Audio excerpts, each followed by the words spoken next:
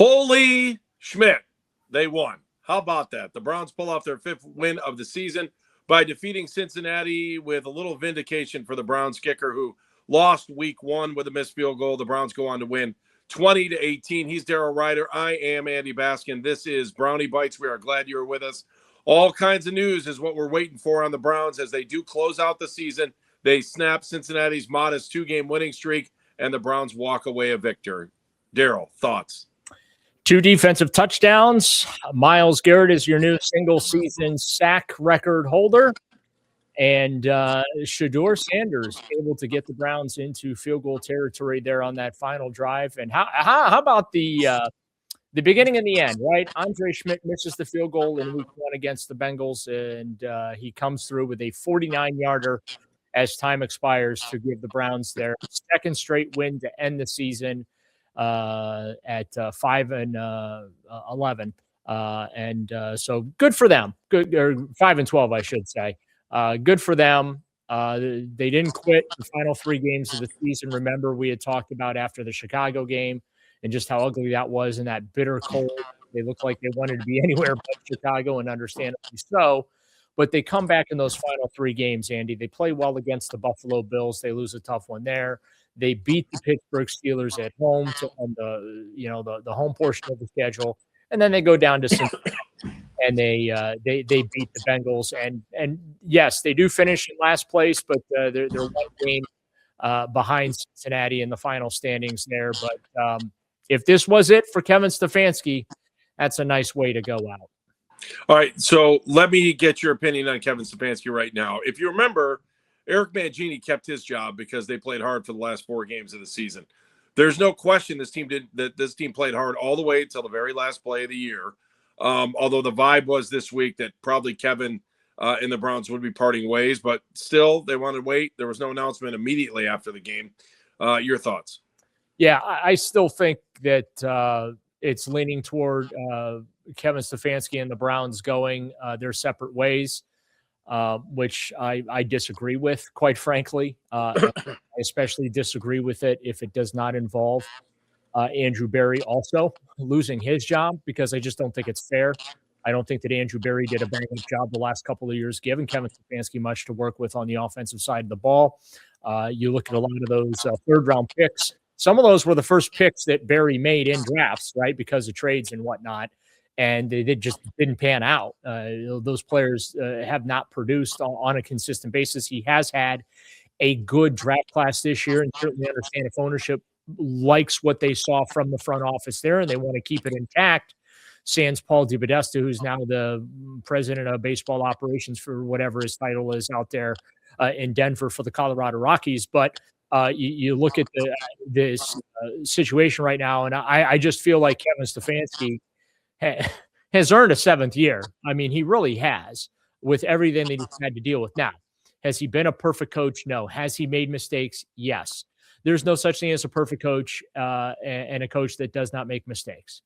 A lot of times your players can cover up for those mistakes, and Stefanski hasn't had that luxury. Just look at the quarterback position these last couple of years, Andy, the number of quarterbacks that he's had to field. Like, how are you supposed to win with 13 different starting quarterbacks in 6 years when you're having to start a combination of at least 3 starting quarterbacks in 4 of your 6 seasons, right? He is the most accomplished coach this franchise has had since returning to the NFL in 1999, 2 playoff seasons, 11 wins in each of them. He has won a playoff game, albeit it was during COVID and he was stuck in his basement because he had COVID, and a 2-time Coach of the Year award winner as well. So if this is the end, and we don't know yet, all the signs prior to kickoff were pointing towards Stefanski being let go, or he and the Browns parting ways either Sunday night or Monday morning.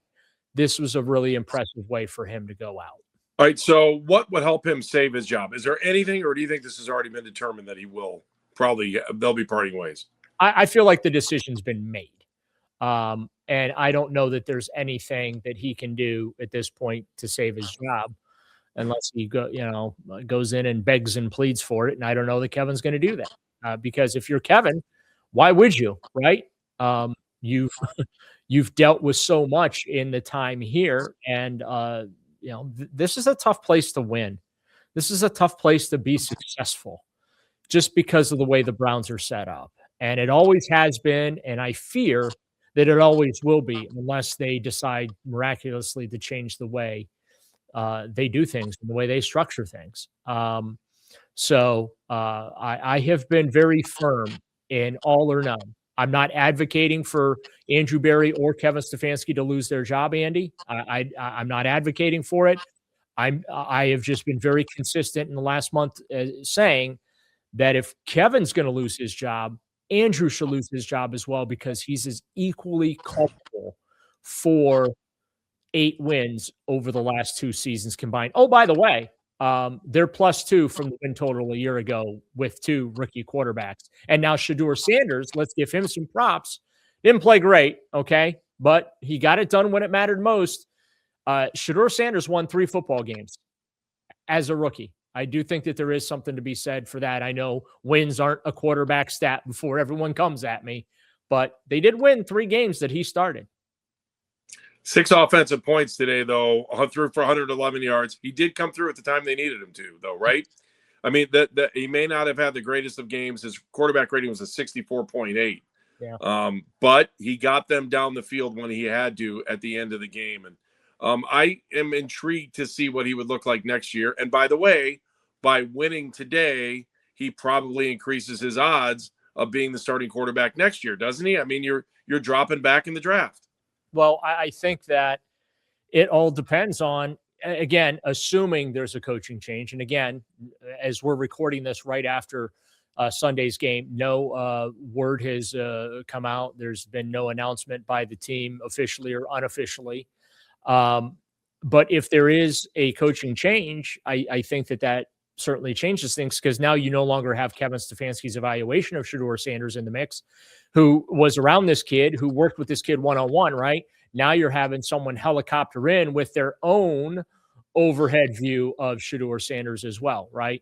And so I honestly, I think that if there's a coaching change, that hurts Shedeur Sanders' chances of starting next season. I wanted to say next year. We're already in next year's 2026 now, but I think that a coaching change would negatively impact Shedeur Sanders' prospects for starting in 2026.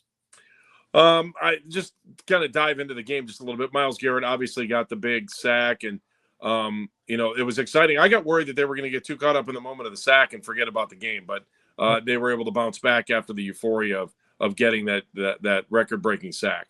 Yeah, and Myles' parents were in the stands. His dad there with the cameras, trying to get the shots. God love him, but someone should tell him, hey, there's like 150 professional photographers on the field. I'm sure someone would be very happy to hook you up with a few prints of that record-setting sack, including the Cleveland Browns photographer, Matt Starkey, who does an outstanding job capturing images for the team. But yeah, great moment. Jim Schwartz giving him a hug coming off the field. You rarely see Schwartzy get emotional. You could tell that sack certainly meant something, not just to Myles Garrett, but it meant something to that defense, right? And I think that they looked at it like it was a little bit of a defensive award too. And I know that there'll be some that'll want to put an asterisk on it because it happened in week 18, I should say, the 17th game of a season. My argument against that would be that he's done it in fewer pass rush attempts than Michael Strahan and TJ Watt had to get their 22 and a half. Okay. And also too, you look at towards the end of the season, as he was getting closer and closer to that record, what he was having to contend with: double teams, triple teams, plus a chip, right? Yep. So it was great to see him get it. They lifted him up on the sidelines. I think I saw David Njoku put a fake crown on his head or whatever on the sidelines and that. So it's a great moment.